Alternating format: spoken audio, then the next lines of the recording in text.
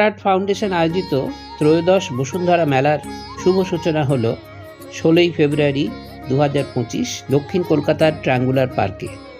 এখানে সুলভ মূল্যে নানা দুর্লভ জিনিস, প্রয়োজনে, বিনোদনে, ব্যবহারে, উপহারে, সাজাবার বিরল ও ব্যতিক্রমী দূষণমুক্ত শিল্পের এক বিচিত্র সমারোহ ছিল।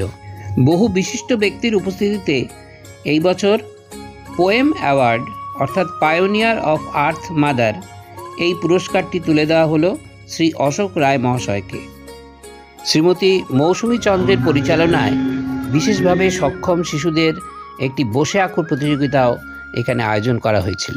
অনুষ্ঠানে বিভিন্ন পরিবেশ বান্ধব সামগ্রী এবং হস্তশিল্প সামগ্রীর বিক্রির ব্যবস্থা ছিল এবং ছিল খাওয়া দাওয়ার অঢেল আয়োজন। তার সঙ্গে ছিল মনোজ্ঞ সাংস্কৃতিক অনুষ্ঠান। আর্ট ফাউন্ডেশন আয়োজিত ত্রয়োদশ বসুন্ধরা মেলার শুভ সূচনা হল 16ই ফেব্রুয়ারি 2025 দক্ষিণ কলকাতার ট্রায়াঙ্গুলার পার্কে। এখানে সুলভ মূল্যে নানা দুর্লভ জিনিস, প্রয়োজনে, বিনোদনে, ব্যবহারে, উপহারে, সাজাবার বিরল ও ব্যতিক্রমী দূষণমুক্ত শিল্পের এক বিচিত্র সমারোহ ছিল। বহু বিশিষ্ট ব্যক্তির উপস্থিতিতে এই বছর পোয়েম অ্যাওয়ার্ড অর্থাৎ পায়োনিয়ার অফ আর্থ মাদার এই পুরস্কারটি তুলে দেওয়া হলো শ্রী অশোক রায় মহাশয়কে।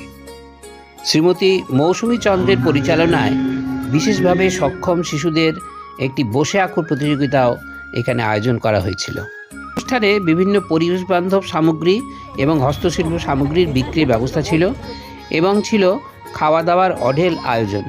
তার সঙ্গে ছিল মনোজ্ঞ সাংস্কৃতিক অনুষ্ঠান।